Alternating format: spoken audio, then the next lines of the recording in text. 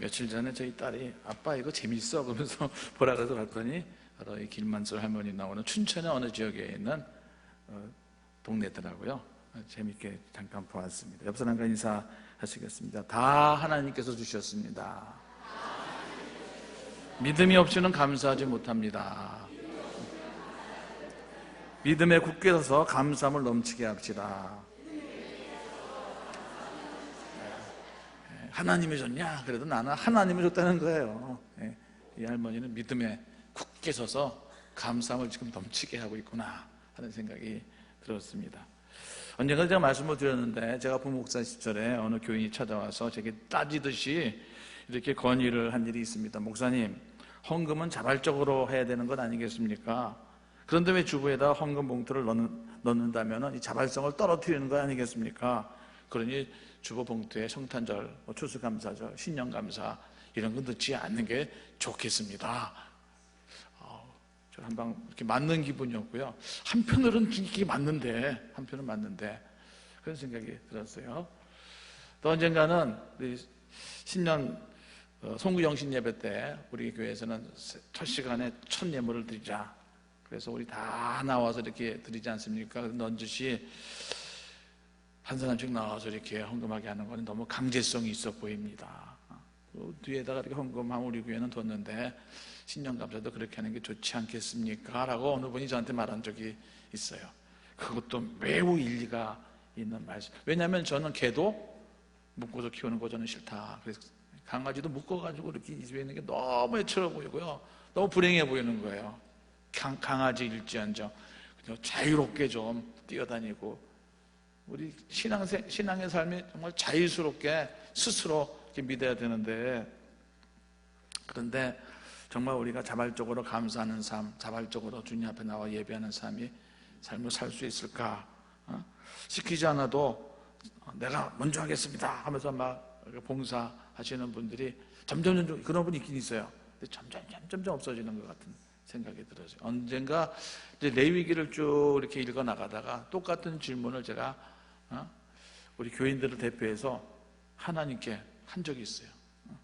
아니, 이게 성경에 보면은 이게 여러 가지 많은 제사에 대해서 쭉 나오는데, 이 제사는 좀 자발적으로 드리면 안 됩니까? 근데 이런 경우에는 이런 제사 드리고, 그런 제사 드릴 때는 송아지가 필요하고, 또 어떤 계급에 따라서 가난한 사람은 비둘기지만 제사장이나 이런 사람은 송아지 드려야 된다. 목사가 송아지를 어디서 구하나? 제 입장에서 그냥 목사 수준에 맞게, 형편 수준에 맞게 드리면 안 됩니까? 이런 생각이 제가 들은 적이 있어가지고 비슷한 질문을 성경을 읽으면서 한 적이 있었습니다. 제사를 드릴 때 제물의 손질은 이렇게 각은 어떻게 뜨고, 요거는 어디다 버리고, 그 다음에 제사를 다 드린 다음에 그 제물은 또 어떻게 처리하고, 하루가 지나면 안 된다부터 시작해가지고 아주 세세하게, 그건 완전히 우리 요즘식으로 말하면은 헌금 액수를 딱 정해 놓으시고 거기 목표에 맞춰야 된다 하는 것과 너무 비슷한 느낌이, 제가 레위기를 보다가 그런 생각이, 목사라고 왜 안 들겠습니까? 비슷한 생각이 저도 들었다는 말씀입니다. 근데 하나님께서 왜 도대체 레위기, 그것도 지루한데 뭐 제물 드리고 뭐 제사 드리고 하는 건 참 지루하잖아요. 이렇게 자세하게, 그래서 저가 이제 새벽 기도마다 레위기 할 때마다 잔소리라고 그래요. 잔소리. 하나님께서 하시는 잔소리라고. 왜 똑같은 말을 계속 반복하는 것 같아. 왜 이렇게 잔소리를 많이 하셨을까 하는 생각이 저도 들었다는 말씀입니다. 하나님께서는 더 많은 재물을 원하신 것인가? 아니면은 죄 많은 이스라엘 백성들을 좀 골탕 먹이기 위해서 아주 힘들게 만든 법을 아주 그냥 까다롭고 힘들고 엄격하게 하신 것인가? 그런데 결론은 이렇게 하신 것은 하나님께서 결국 모든 이스라엘 백성들을 위해서 그러신 것이구나 라고 결론 지을 수밖에 없었습니다. 왜냐하면 하나님께서 구원하시어서 하나님의 자녀, 하나님의 쇠골라, 하나님의 보물, 나는 너희 하나님이 되어주고 너는 나의 백성이 되리라 이렇게 했음에도 불구하고 하나님의 백성다움이 없는 거예요. 하나님을 믿는 사람다움이 없는 거예요. 그래서 율법이라는 강제 규정 없이는 자발적으로 저들이 거룩한 삶을 살 수 없기에, 그럴 능력이 없기에 하나님께서 아주 세세하게 시시콜콜하게 잔소리를 많이 하신 것이구나 하는 그런 깨달음이 있은 적이 있었습니다. 시편 53편 23절 같이 보겠습니다. 시작. 감사로 제사를 드리는 자가 나를 영화롭게 하나니 그의 행위를 옳게 하는 자에게 내가 하나님의 구원을 보이라. 하나님께서는 누구를 영화롭게 한다고요? 하나님께 어떤 제사를 받으신다고요? 감사. 감사로 제사하는 사람을 하나님은 영광스럽게 여기시고 그를 영화롭게 하신다. 오늘 추수감사절인데 이 말씀이 오늘 우리에게 임하시는 하나님의 은혜가 있기를 간절히 바라면서 오늘 다시 골로새 말씀을 이렇게 묵상해 보았습니다. 근데 이 감사와 관련해서 성경에 나오는 단어를 보게 되어지면은 이 감사는 동사인데 명사이지만 감사하라라고 항상 나오죠. 동사로 표현되어지는데 그 동사도 감사하십시오. 감사하면 참 좋습니다. 감사를 부탁합니다. 이런 어떤 권유형이나 청유형이나 그런 부탁이 항상 무슨 형이에요? 감사하라. 어디다 대고 반말이야? 명령이에요. 명령. 항상 감사 보면 명령. 왜 그럴까요? 그러니까 은혜를 받았어요. 좋은 일이 있어요. 그럼 마땅히 감사해야 되는데, 자발적으로 감사해야 되는데, 알아서 감사해야 되는데 안 그러더라는 것입니다. 안 그럴 뿐더러 아예 감사할 마음조차가 대부분 없더라는 것입니다. 왜요? 이건 당연한 것이라고 생각한다는 것입니다. 그래서 감사하라라고 명령을 하시는 것입니다. 제가 갖고 있는 이 개역개정 성경, 한글 성경으로 보면은 감사라는 단어가 요즘은 뭐 딱 치면 나오잖아요. 핸드폰으로 쳐도 나와요. 감사 쳐보니 개역개정으로 196번이 나옵니다. 196번. 그 가운데 구약에 감사가 많이 나와요. 130, 물론 구약 성경이 더 두꺼우니까 132번이 감사가 나오고요. 신약에는 64번이 나옵니다. 구약의 132번 가운데 제일 많이 나오는 성경이 시편입니다. 시편에 럭키 세븐이 2번, 77번 나옵니다. 시편에 77번이 감사가 나오고, 신약 64번 가운데 48번, 약 50번 정도가 48번이 바울 서신에, 복음서에 나오는 거 아니에요? 바울 서신에서 나와요.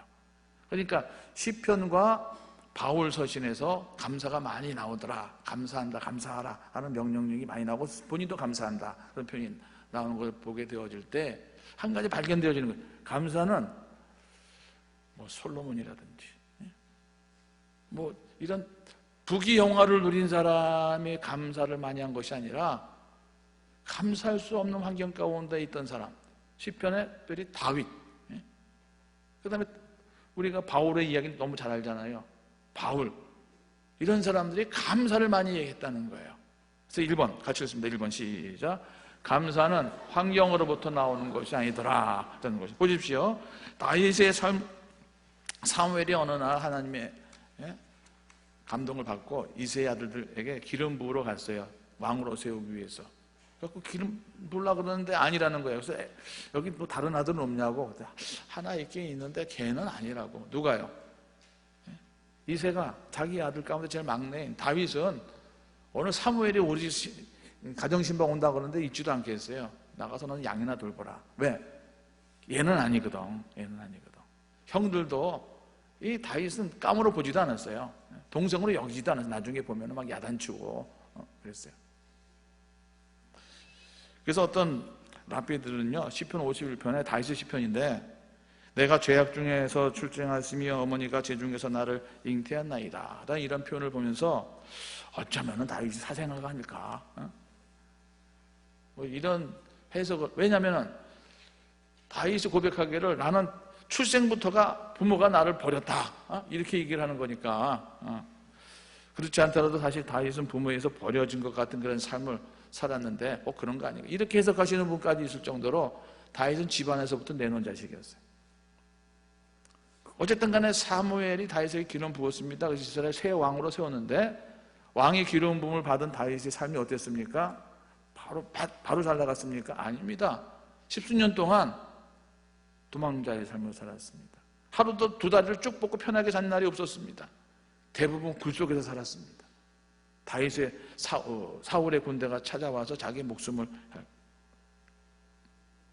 그럼에도 불구하고 아이러니컬한 것은 수많은 구약의 인물 가운데서 가장 많이 감사를 한 사람이 누구라고요?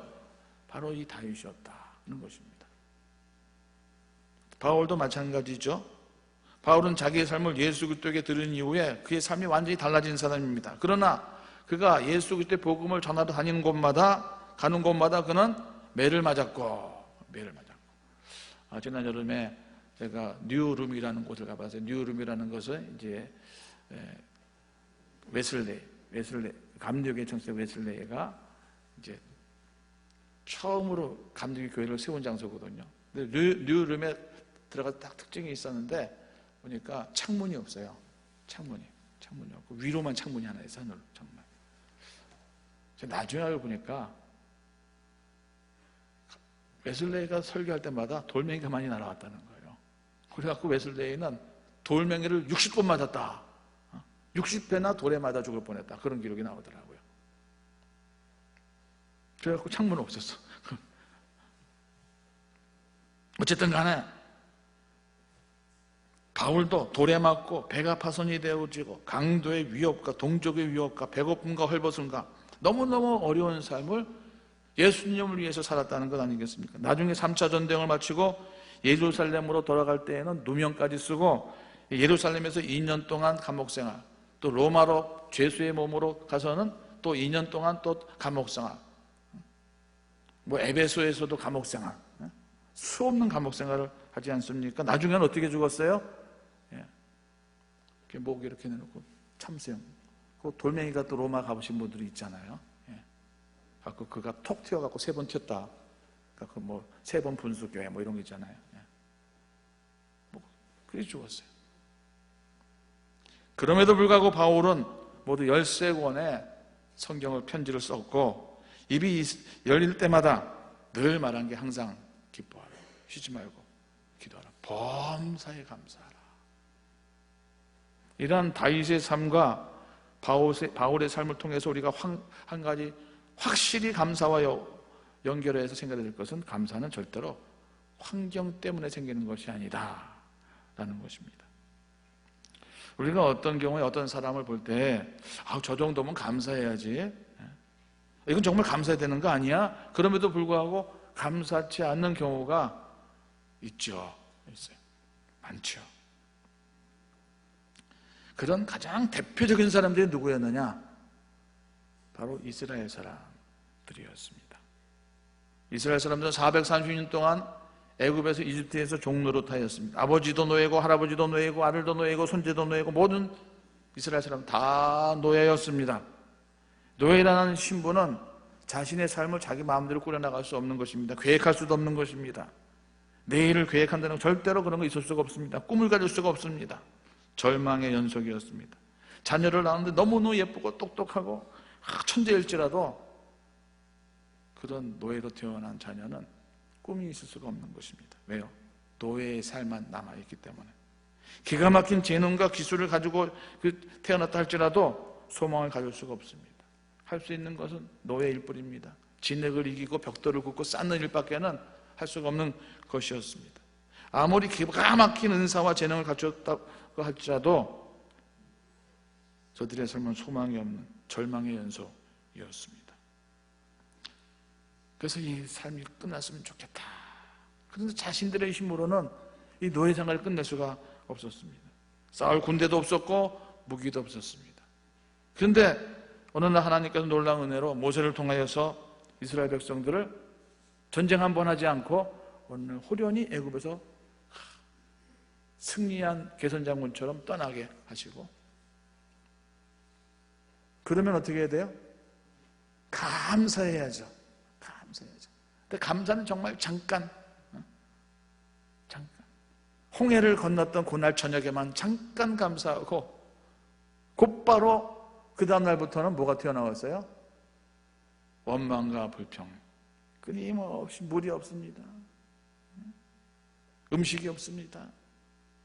당신들만 제사장입니까? 끊임없이 원망 불평이 그치지 않은 40년의 광야의 삶 아니었습니까? 자, 이스라엘의 광야의 삶 한번 생각해 보십시오. 한 번도 가보지 않았던 길, 누구도 먼저 경험하지 못한 길, 어디로 가야 될지, 언제 떠나야 될지. 하지만 주변에는 사방에는 적들이 가득하였습니다. 이스라엘 백성들 한 번도 훈련을 받아보지 못한 정말 오합지졸이었습니다. 그러나 주변의 가나안 민족들은 이미 철기 문화로, 블레셋 사람들이란 철기 문화잖아요. 강력한 무기를 갖고 있었습니다. 전쟁에 능한 사람들이었습니다. 사나운 사람들이었습니다. 그럼에도 불구하고 하나님께서 구름기둥 불기둥으로 이스라엘 백성들을 보호하시고 인도하시고 먹여주셨다는 것이죠. 이스라엘 사람들은 40년 동안 광야에서 그냥 밥 깔고 그러면서 곡식 얻어 먹고 산 것이 아니었습니다. 만나와 메추라기로 배고픔을 당한 적이 단 한 번도 없었습니다. 목이 말라 죽은 적도 단 한 번도 없었습니다. 무기가 없었지만 전쟁하면 늘 이기곤 하였습니다. 군대가 없었습니다. 전략도 없었습니다. 하지만 이스라엘 백성은 전쟁에 부딪혔다 하면 늘 이겼다는 말이죠. 이러면 어떻게 해야 돼요?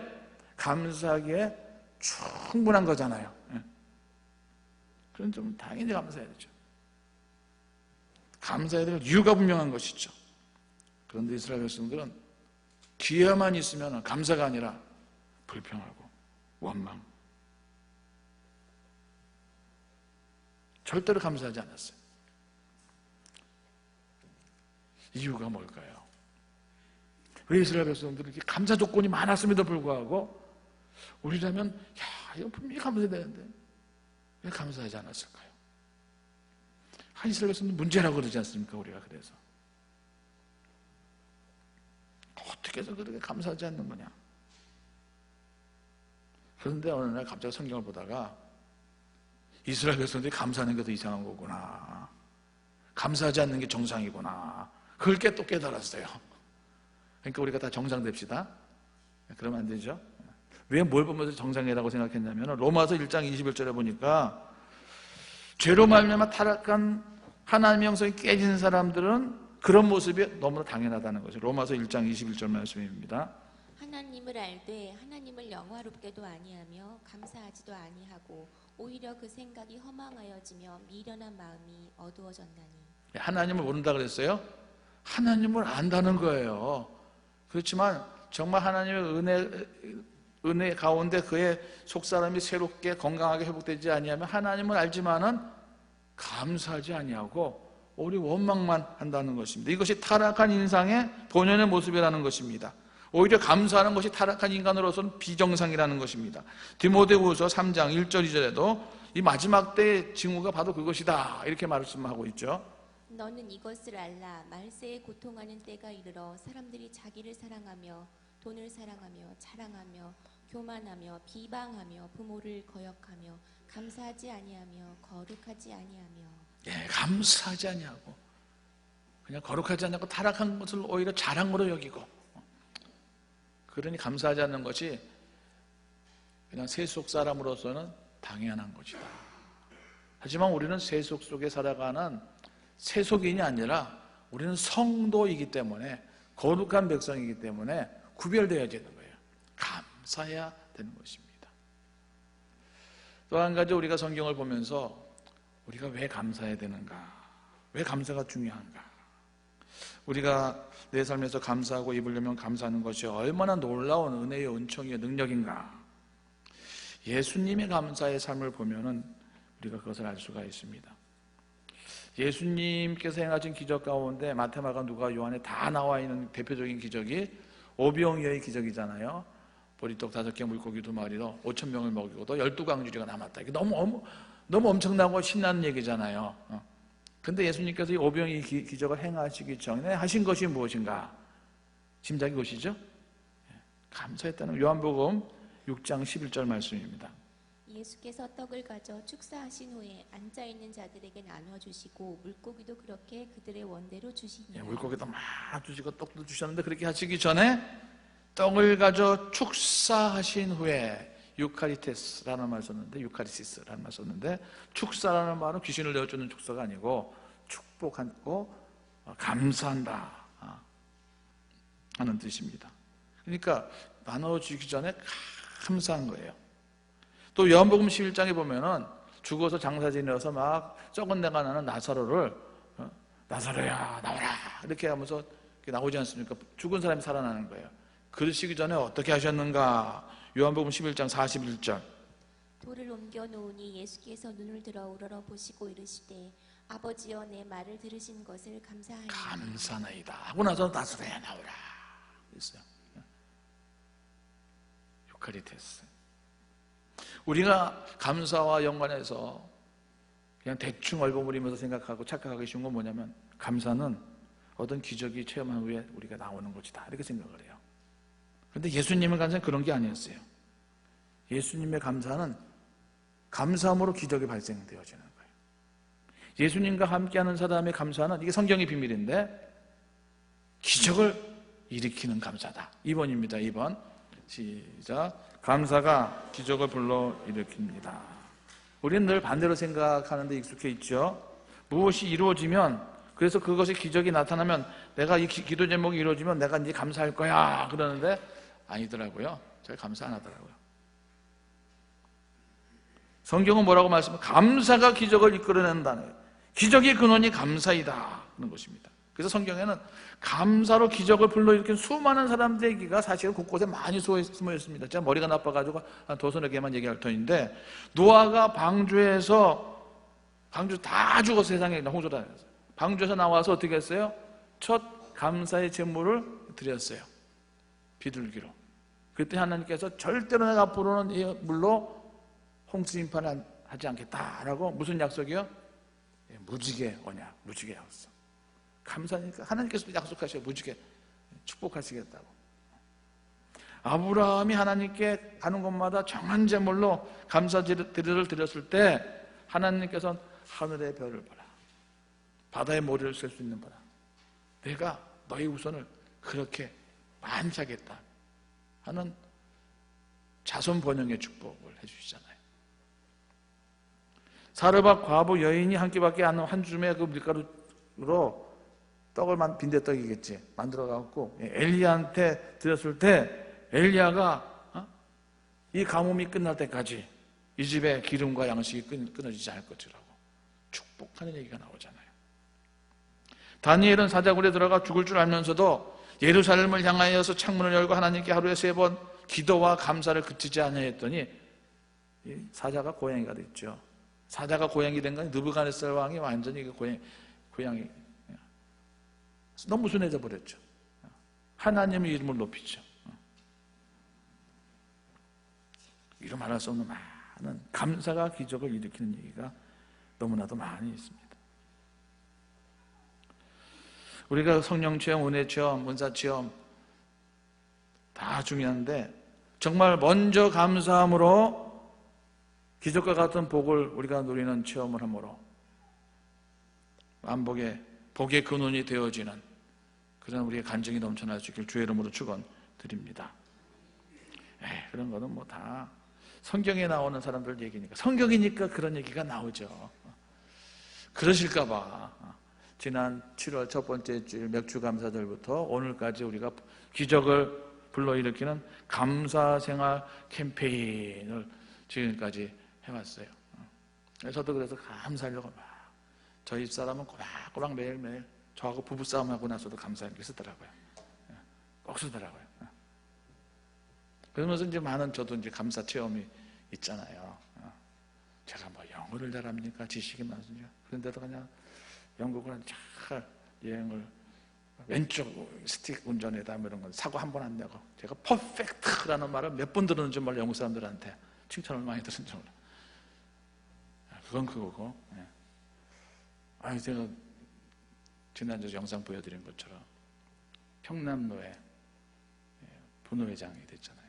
저는 그런 거 한 번도 꿈꾼 적 없고요. 제가 목사 되면서 수많은 노예 다녔는데 그렇게 투표하지 않고, 제가 문자도 한 사람한테도 한 번 했어요. 그래도 내가 겸손한 마음으로 뭐 다르게 표현했습니다. 쟤는 누군가가 그날 의장하고 누구 추천합니다 하고 그럼 저는 얼른 일어나서 저도 그분 추천합니다 그러려고 마음을 탁 먹었다는 말을 했죠. 몇 번 진짜 그러려고. 그래서 문자도 안 보냈어요. 근데 여러 번 노예 다니면서 그런 식으로 노예장 되는 건 제가 제 일이지만 저도 처음 봐요. 저도 처음 봐요. 절대로 여러분도 저를 알고 저도 저 실력을 알아. 그래서 그렇게 높임을 받아야 될 사람이, 높아지는 건 아니지만 그럴 사람이 절대로 아니에요. 뭐 하나님께서 기적을 주신 거다 라고 밖에 저는 해석 못합니다. 이런 체험들 하자는 거예요. 감사함으로. 감사함으로 행복해지고 성공한 사람을 꼽으라면 누구나 주저하지 않고 꼽는 한 흑인 여인이 있는데 누굴까요? 토크쇼의 여왕. 지금은 그 토크쇼 안 하는 것 같은데 오프라 윈프리를 우리가 잘 알고 있습니다. 1954년생이신데 미시시피주에 있는 한 시골 마을에 가난한 흑인 여성의 미혼모 사생아로 태어나서 아버지가 없다는 것이죠. 한 번도 친어머니 품에서 자라지 못하고 외할머니의 손에 의해서 성장하는데 매질당하면서 9살 때 외삼촌에게, 또 14살 때 미술가 출산하게 되어지고 미혼모로서 그 아이는 이미 죽고, 그 외에도 어머니의 남자친구, 친척까지 끊임없는 성적인 학대와 갈취를 당하고 20대 초반에는 가출하여서 마약 복용으로 하루하루를 지옥까지 살 때 그의 몸무게는 107kg이었어요. 마약을 끊을 수가 없었어요. 사생아 출산에다가 흑인에다가 가난했고 뚱뚱했고 미혼모였고 마약 중독자였어요. 그런데 무엇이 이 여인으로 하여금 이렇게 변화된 삶을 살았을까? 항상 외톨이였는데 정말 기적적으로 제가 좀 찾아보니까 기적적으로 친아버지가 어느 날 찾아와서 친아버지 밑에서 성장하게 되었어요. 그 친아버지의 부인은 자기 친엄마가 아닌 양엄마가 되어질 것이죠. 신앙인이었어요. 항상 성경을 읽게 하고 좋은 책을 읽게 하고, 성경을 읽어도 뭐 친구가 없으니까 옥수수로 만든 인형에다가 성경 읽어주고 책 읽어주고 짐승들한테 책 읽어주고. 근데 아버지가 특별히 어머니가, 양어머니가 독후감을 꼭 쓰게 했는데 책을 읽고 독후감. 그래서 매일 감사일기를 쓰게 했다는 거예요. 범사에 끊임없이 날마다 5가지 감사 제목을 적어라. 그래서 그 오프라 윈프리의 감사일기 뭐 치면 많이 나와요. 요즘은 거짓말 할 수가 없어. 바로 앉아가고 치면은 목사님 거짓말 하시는 거 아니에요. 감사일 가운데 한 가지 제가 읽어보겠습니다. 첫 번째, 오늘도 잠자리에서 거뜬히 일어나게 하신 것 하나님 감사합니다. 두 번째, 유난히 눈부시고 파란 하늘을 보게 하신 것 감사합니다. 세 번째, 오늘 점심에 맛있는 스파게티 먹게 해주신 것 감사합니다. 네 번째, 얄미운 직장 동료에게 화내지 않았던 저의 참을성에 대해서 감사합니다. 다섯 번째, 좋은 책을 읽었는데 그 책을 써준 작가에게 감사합니다. 그냥 감사하지 않을 조건들이 몇 가지 있어요. 얄미운 직장 동료 때문에 그날 완전히 꼭지 돌 뻔했는데 오히려 내가 참을 수 있어서 감사합니다. 이처럼 아주 작은 일, 평범한 일에 대해서 감사했더니 이 감사가 쌓이고 쌓여서 그녀의 인생이 성공 인생으로 바꾸가더라는 거예요. 이 감사가 폐인이었던 오프라 윈프리를 세계적인 토크의 여왕으로, 세계를 움직이는 사람으로 만들었다는 것입니다. 감사가 그녀의 기적적인 삶을 만들어내었다. 감사 일과 관계에서 오프라 윈프리를 뗄 수가 없는 아주 유명한, 그 암투병과 관련해서 이 감사 일기도 굉장히 많습니다. 엄청나게 많습니다. 엄청나게 많습니다. 어느 목사님 사모님이 병원 진단받는데 이게 암 말기라. 그래서 삽시라고 열었는데 더 이상 닫았어요. 째보고는 닫았어요. 그래서 집도했던 의사가 마침 집사님이셨는데 이제 인생을 정리하라는 의미로, 사모님 그동안 살면서 하나님께 감사할 만한 조건들을 찾아서 적어보시고 되새김질하면서 찬송하세요. 그것이 사모님께서 사실 최선의 방법입니다. 어떻게 하면 좋아요? 그랬더니 이렇게 얘기했다는 거예요. 인생 정리하라고 이제. 집사님이 사모님한테. 그래서 이 사모님이 그날 노트에다 감사를 썼는데, 예수 믿어 굳건케 하신 그 감사, 못된 성격 이 죄인을 목사 사모도 계신 것 감사, 아이들이 믿음 안에서 자라서 공부하게 하신 것 감사. 이렇게 시작한 감사가 그날 밤에만 137개나 되었대요. 그러면 가운데 이제 병원에서는 뭐 빨리 퇴원하라 그러죠. 더 이상 할 수 없으면 퇴원하라 그러더라고요. 퇴원해서 집에서도 계속 감사를 했더니 한 달 후 병원 정기검사 깜놀 다 없어진 거예요. 다 없어진 거예요. 이런 예우 너무 많아요. 요즘 암 말기 환자들이 개구충제가 특효약이라고 펜벤다졸이라는 개들 회충 없애는 개가 먹는 약, 강아지 약이 어떤 사람이 먹었더니 너무 잘 맞았는지 갖고 뭐 그거 먹는다고도 난리예요 지금, 그죠? 개들 먹는 회충약 먹지 마시고 뭐요? 실된 감사가 특효약 중에 명약인 줄로 믿습니다. 감사 생활이 하나님의 기적을 가져오게 한다는 말씀을 드리는 것입니다. 그러고 보니까 감사는 환경의 문제가 아니라 생각의 문제, 마음의 문제인 것입니다. 우리는 감사는 물질과 환경의 문제라고 생각하는데 그게 아니고 우리의 생각, 우리의 마음을 어떻게 갖느냐. 그래서 늘 하는 말이 감옥과 수도원의 차이는 비슷해 보여요. 근데 차이는 생각을 어떻게 하느냐인 것입니다. 감옥과 수도원은 똑같이 갇혀 지낸다는 거죠, 환경이. 그러나 그 마음속에 감사가 있으면 그가 어떤 곳에 있든지 그것이 천국이 되어지는 거예요. 감옥에 있다 할지라도 마음에 감사가 있으면 그것이 천국이 되어지는 거예요. 하나님과 함께하는 수도원이 되어지는 거예요.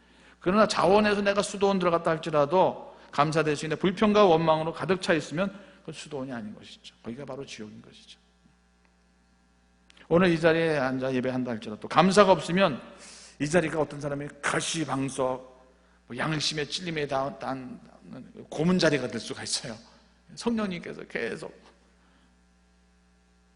그런 내 마음에 나 같은 죄인을 불러 구원시키시고 자녀 삼아주신 하나님에 대한 감사가 있으면은 바로 이 자리가 천국의 자리가 되는 줄로 믿습니다. 행복은 언제나 감사의 문으로 들어와서 불평의 문으로 나간다. 조심하십시오. 불평의 문으로 행복이 새어나간다는 것입니다.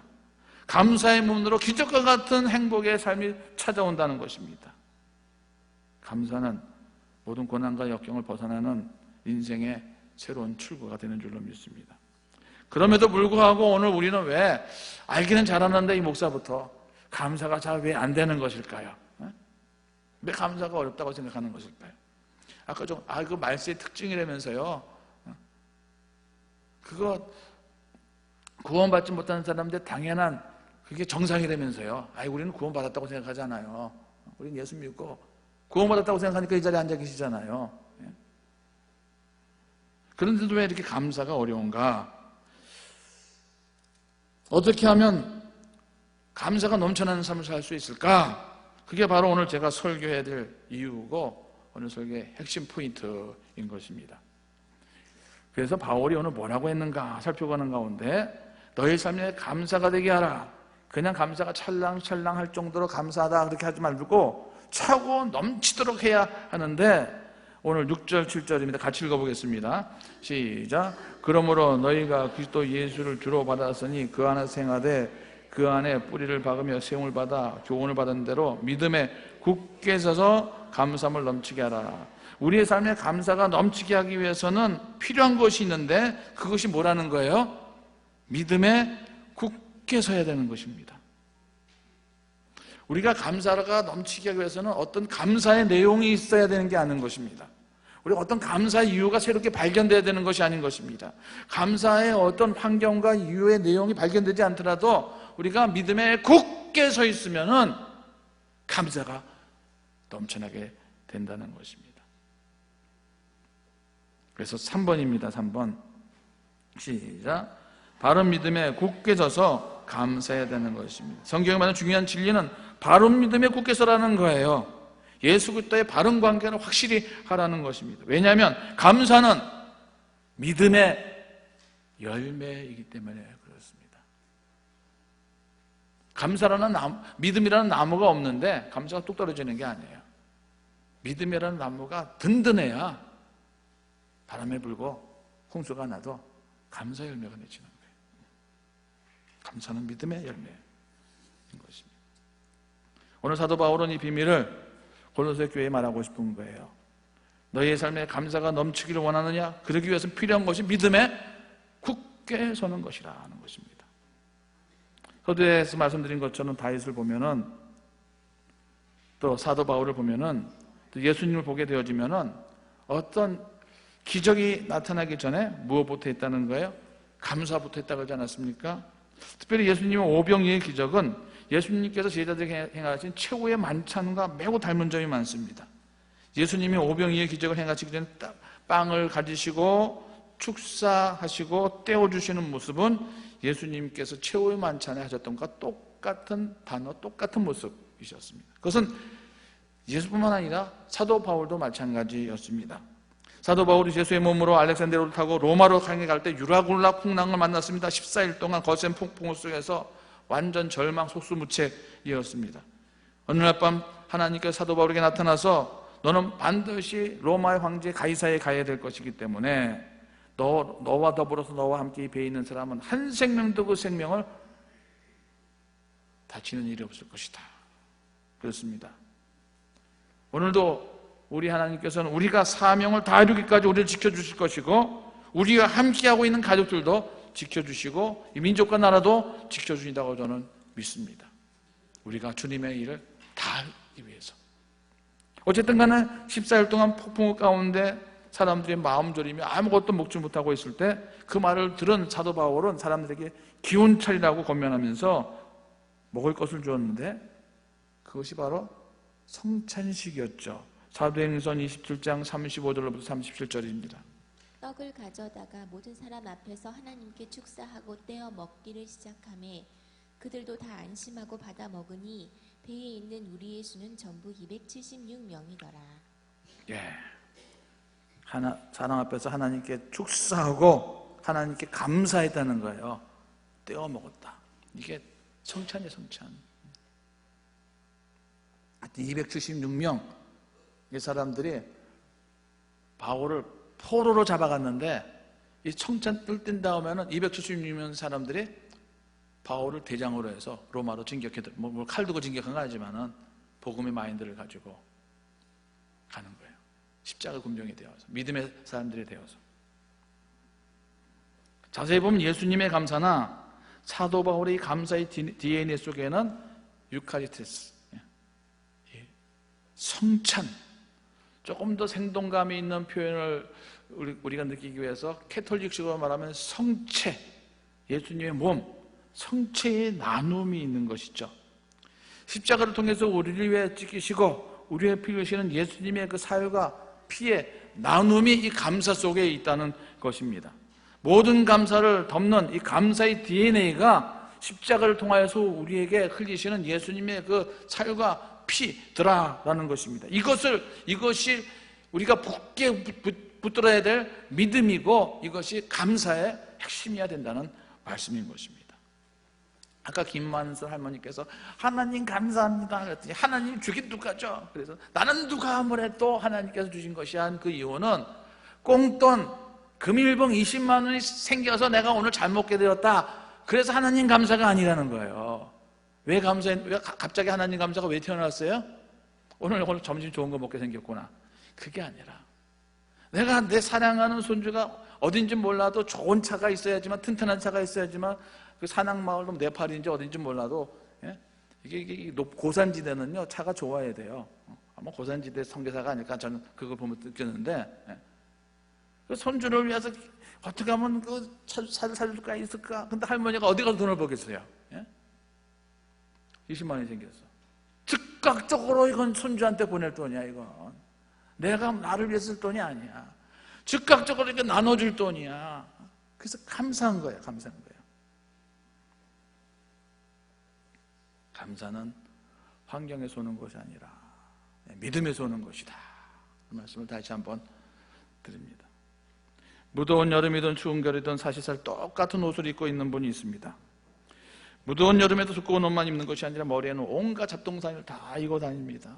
또 허리 주변에는 냄비국자 주렁주렁 메고 다니는 사람이 어떤 그려지시죠? 예. 길을 가다가 뭔가 보이면은 그거 다 주워 담는 거예요. 몸에 주렁주렁 다니는. 우리가 보기엔 아무 더 이상 쓸데없는 쓰레기와 같은 것인데 그걸 다 모아가지고 다니는 것입니다. 그런 분이 있으면 아유 참 수고 많이 하시네요. 참 훌륭하십니다. 그러십니까? 버리지 왜 자꾸 그런 거 갖고 다니시냐고 다 그러죠. 틀림없이 그럴 것입니다. 그런데 그게 그 사람의 얘기가 아니라 우리 신앙인들의 나의 모습은 아니겠는가. 너의 염려와 걱정을 다 내게 맡겨버려라. 내가 다 처리해 주겠다. 그렇게 주님께서 말씀하시는데 다 하나 싸고 다니는 거예요. 하나님 보실 때 아무짝에도 쓸데없는 거 버리지 못하고 맡기지 못하고 머리에 지고 등에 지고 가슴에 품고 고생 마음고생하면서 살아가는 것입니다. 그런 사람에게 감사가 있을까요? 없을까요? 감사가 생길 리가 없죠. 그런데 우리가 그렇게 버릴 것 버리지 못하고 싸가지고 다니는 그 이유가 무엇일까? 그 이유는 하나님의 말씀을 신뢰하지 못해서입니다. 하나님께 맡기면 다 알아서 해준다 그러는데 혹시 하나님께 다 알아주시다가 누구처럼 은혜 받아갖고 또 선교사가 갖고 또 산골 막아갖고 나 고생되는 거 아니야? 예? 그래서 어떤 사람은 은혜 받는 거 두려워하는 사람이 있어요. 진짜로요. 하나님께서 좀 합력하여 선을 이루는 것을 해준다 그러는데 그게 참 믿기지도 않고 두렵기도 합니다. 잘못 맡겼다가는 손해볼 것 같습니다. 하나님께서 맡겠다 해주고 하나님께서 나에게 응답해주면 더 힘든 길로 갈 것 같습니다. 그래서 하나님께 맡기지 못하고 내 방법으로 내 힘으로 하려고 한다는 것이죠. 여러분, 하나님을 끝까지 신뢰할 수 있기 바랍니다. 하나님의 약속을 굳게 붙잡으시기 바랍니다. 말씀을 통해서 약속해 주신 것 조금 더 의심하지 마시기 바랍니다. 그러면 우리 삶에 평강이 있을 줄로 믿습니다. 기쁨이 있을 줄로 믿습니다. 그리스도의 말씀이 너희 속에 풍성히 거하게 하라. 이 말씀을 꼭 기억하시기 바랍니다. 다시 한번 오늘 골로새서 2장 6절 7절 다시 읽습니다. 시작. 그러므로 너희가 그리스도 예수를 주로 받았으니 그 안에서 행하되 그 안에서 뿌리를 박으며 세움을 받아 교훈을 받은 대로 믿음에 굳게 서서 감사함을 넘치게 하라. 선교 역사에서 위대한 선교사를 꼽으라 하면 우리 입장에서 토마스 목사님도 여러 선교사님들 우리가 먼도도성이 꼽을 수 있습니다만은 제가 설교 중에 종종 인용하는 분이 있는데 허더슨 테일러, 중국 선교의 아버지라 하시는 분이 있어요. 그분 어떻게 생기신 분인가? 사진 보여주시기 바랍니다. 이분은 수억 명의 중국 영혼들에게 복음을 전하기 위해서 17살에 회심을 하고 중국어와 또 의학을 공부한 사람입니다. 그 다음 사진 보여주시면 그분은 항상 중국에서 중국인처럼 중국 사람이 먹는, 물론 선교사의 대부분 다 그렇죠. 음식 먹고 중국 옷을 입고 1905년 73세의 일기로 하나님의 부르심을 받을 때까지 중국 선교를 위해 일평생 헌신하신 분입니다. 이분의 선교 원칙은 페이스 미션입니다. 믿음 선교입니다. 믿음으로. 그래서 어떤 어려움이든 어떤 필요가 있으면은 선교단체, 교회에 기도 제목 던지는 것이 아니라 누구한테요? 하나님 앞에 구하는 그런 철칙을 갖고 있는 사람입니다. 그의 생애를 다룬 많은 책들을 보면은 그는 고난과 역경 속에서도 충분한 믿음이 있었기 때문에 충분한 감사로 그 믿음이 점점 견고해진 분이다. 이런 표현을 썼더라고요. 중국 내지에서 한창 열매를 맺으며 사역하게 될 때 중국의 열악한 기후 환경 속에서 자녀들의 병이 생기게 자녀를 많이 낳았더라고요. 제일 먼저 8살 된 큰딸이 갑자기 병이 들어 세상을 떠나게 됩니다. 세 아들과 어린 딸이 남아있는데 이 세 아들과 어린 딸도 그나마 건강이 어려워지게 되었습니다. 그것을 알고는 급히 영국으로 돌아가게 되는데 양쯔강에서 배를 타고 가는 중에 5살 된 막내 아들마저도 이 배에서 죽고 맙니다. 그리고 그 배 중에서 그 아내가 새 생명을 잉태하고 있었는데 출산하다가 극심한 영양 결핍과 어려운 위생 환경으로 인해서 이 출생한 아이와 더불어서 이 사모님도 죽고 맙니다. 이때의 나이가 34이었습니다. 이러한 내용들을 옆에서 지켜보고 있었던 당시 동료 선교사가 이 장면을 이렇게 회고한 글이 있습니다. 사랑하는 테일러 부인이 마지막 숨을 거둘 때 테일러 선교사는 무릎을 꿇고 그녀를 주님의 팔에 의탁했습니다. 그녀와 함께 12년 반 동안 행복한 시절을 살게 해주신 주님께 감사했고 영원하신 주님께서 데려가심에 감사했습니다. 그리고 자신의 남은 생을 주님을 위해 더욱 헌신하기로 서원하는 기도를 드렸습니다. 한자리에서 세 자녀와 아내를 먼저 떠내보내는 슬픔 속에서도 테일러 선교사는 충분한 믿음 속에서 감사하더라 하는 것입니다. 어떠한 시험과 아픔과 슬픈 환경이 위협과 두려움이 온다 할지라도 감사하면서 그 믿음을 현실로 바꾸는 충분한 믿음이 이분에게는 있더라 하는 것을 보여주는 일기였습니다. 믿음은 감사와 정비례해서 커져갑니다. 그런데 이 감사는 우연히 저절로 생기지 않는다는 것입니다. 감사는 믿음의 열매이고 믿음의 선택의 결과. 그러므로 바른 믿음에 굳게 서서 우리는 감사해야 된다. 고난 속에 있을지라도 믿음에 굳게 선 사람들은 감사가 넘치는 삶을 살 수 있음을 믿을 수 있기를 바랍니다. 인생의 가장 큰 저주는 목마름이 아니라 감사한 마음에 생기지 않은 메마름이라고 했는데, 감사가 넘쳐나는 충분한 믿음 가운데 하나님은 날마다 영을 얻게 하는 여러분들과 우리 교회가 꼭 될 수 있기를 주님의 이름으로 축원드립니다. 하나님 아버지 감사합니다. 오늘 추수감사절을 맞이하여서 우리가 감사할 수 있는 것이 무엇인가 돌아볼 때 죄인인 우리 자신을 자녀 삼으시고 우리에게 믿음 주셨음을 무엇보다도 감사합니다. 말씀을 믿을 수 있게 하여 주시옵소서. 말씀에 순종하는 저희들 되게 하여 주시옵소서. 믿음에 굳게 서서 감사와 영광을 주님께 충분히 돌리는 우리 모두가 되게 하여 주옵소서. 예수님의 이름으로 기도하옵나이다.